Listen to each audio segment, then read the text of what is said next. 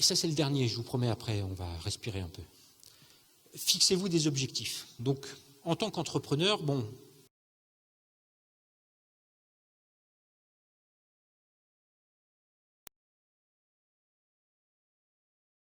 on en reparle après. Il y a un suivi, comme vous le savez, il y a un suivi de 6 mois pour tous ceux qui lancent des projets ici.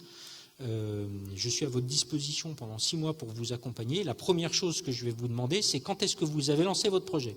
Et si ce n'est pas lundi, ou plus tôt, parce que vous pouvez l'avoir déjà lancé, auquel cas, très bien.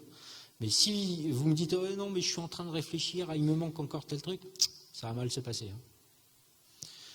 Donc, au-delà de ce lancement demain, c'est bien de se donner un peu de visibilité, c'est bien de se donner des objectifs, c'est bien de se dire « ok, je veux aller là ». Je ne veux pas juste monter une boîte de lavage de voitures.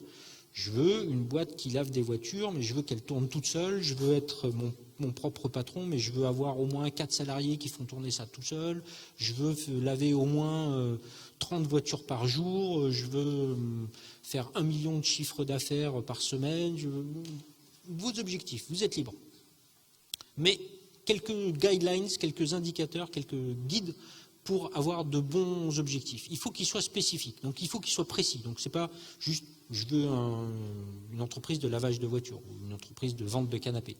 Non, si j'en veux une comme ci, j'en veux une comme ça, je veux vendre du canapé en cuir, je veux laver des 4x4, je veux être place de l'indépendance, il faut que ce soit mesurable, c'est-à-dire qu'il faut qu'à un moment donné, on puisse dire ah oui, là je l'ai atteint.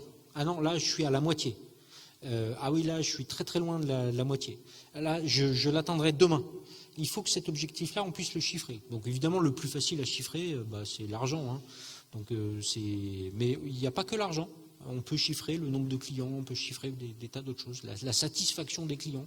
Je veux que mes clients soient satisfaits à 99,5%. C'est un objectif qui est mesurable. Il suffit d'aller voir les clients, on mesure le taux de satisfaction.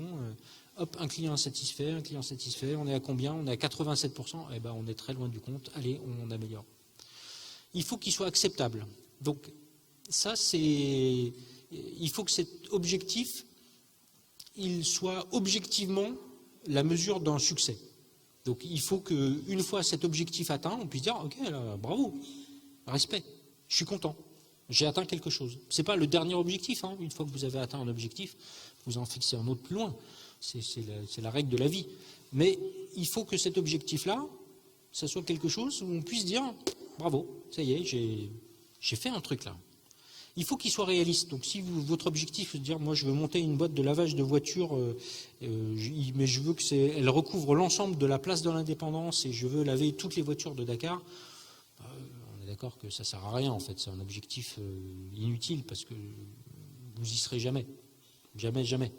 Donc vous pouvez vous mettre des objectifs ambitieux, mais il ne faut pas qu'ils soient inatteignables. Il faut qu'ils soient atteignables et si possible dans un délai, et ça c'est ça qui est important, qui est dans un délai limité. Donc cet objectif, c'est il faut que j'ai monté cette entreprise et qu'elle fasse 1 million de chiffre d'affaires par semaine dans 6 mois, dans 1 mois, demain matin.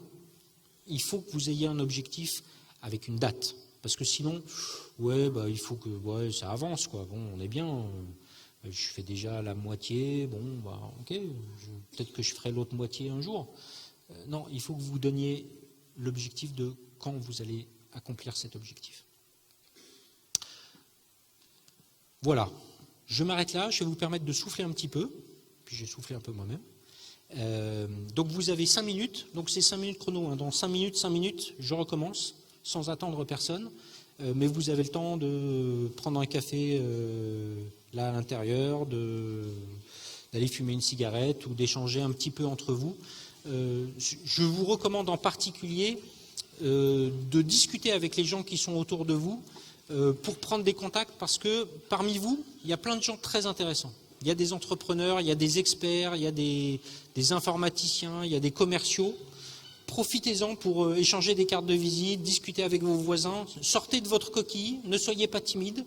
Vous voyez quelqu'un que vous ne connaissez pas et qui a l'air de s'ennuyer, allez vers vous et dites-lui simplement « Bonjour, je m'appelle Emmanuel Boquet, et je fais du e-business, j'aimerais bien lancer une entreprise de lavage de voitures, et vous ?» À tout de suite. Et en attendant, si vous avez des questions et des réponses,